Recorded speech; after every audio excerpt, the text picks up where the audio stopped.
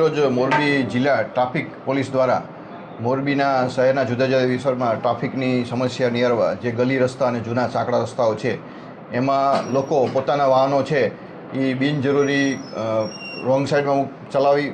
એવી જગ્યાએ પાર્ક કરે કે જે ખરેખર ટ્રાફિકને અડચણરૂપ થાય છે. તો તેવા માટે આજે અમે ટોઈંગ માટેની 2 ટુ વ્હીલર્સ માટેની એક વાહન અને 4 વ્હીલર માટેની એમ 2 વાહનો છે આજે ચાલુ કરેલા છે, જેમાં ટ્રાફિક બ્રાન્ચ દ્વારા એનું સુપરવિઝન કરવામાં આવશે અને કલેક્ટર સાહેબના જે જાહેરનામા છે એ મુજબ જે જાહેરનામું બહાર પડેલ છે એ વિસ્તારોમાં જ્યાં લોકો ગેરકાયદેસર રીતે બિનજરૂરી પોતાના ટુ વ્હીલર્સ પાર્ક કરી જતા રહે છે તથા 4 વ્હીલ પણ અમુક જગ્યાએ જ્યાં અડચણરૂપ હોય છે ટ્રાફિકને એવી જગ્યાએ રાખતા હોય છે. તો આજરોજ હું મીડિયાના માધ્યમથી મોરબીના શહેરીજનોને કહીશ કે પોતાના વાહનો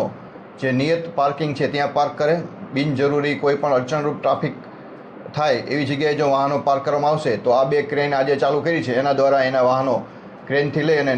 નિયમ અનુસાર એના જે MV એક્ટની જોગવાઈ છે એ મુજબ એના વિરુદ્ધમાં દંડની કાર્યવાહી કરવામાં આવશે.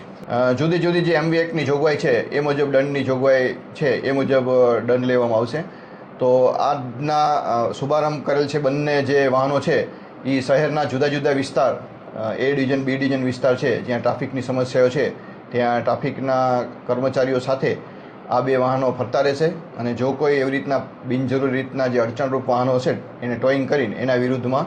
MV એક્ટની જોગવાઈ મુજબ દંડ કરવામાં આવશે. મહાનગરપાલિકા દ્વારા સમયાંતરે જે પણ પાર્કિંગ પ્લોટ નક્કી કરેલા છે ત્યાં એના વાહનો લોકોને કહેવામાં જ આવેલું છે કે આ જગ્યાએ એના વાહનો પાર્ક કરો, છતાં લોકો બિનજરૂરી અને પોતે કોઈ બી જગ્યાએ જે જગ્યાએ પાર્કિંગ નથી કરવાનું ત્યાં પાર્કિંગ કરીને જતા રહે છે. તો આ વાહનો દ્વારા તેવી જગ્યાએ જ પાર્ક કરે અને બિનજરૂરી પાર્ક હશે તો આ ટોઈંગ દ્વારા કરશું. જે કોઈ દબાણ કરેલા છે એ પણ મહાનગરપાલિકા છે એની જે દબાણ હટાવ શાખા છે એની સાથે રહી અને ટ્રાફિકની ટીમ દ્વારા એ પણ દબાણ હટાવવામાં આવશે.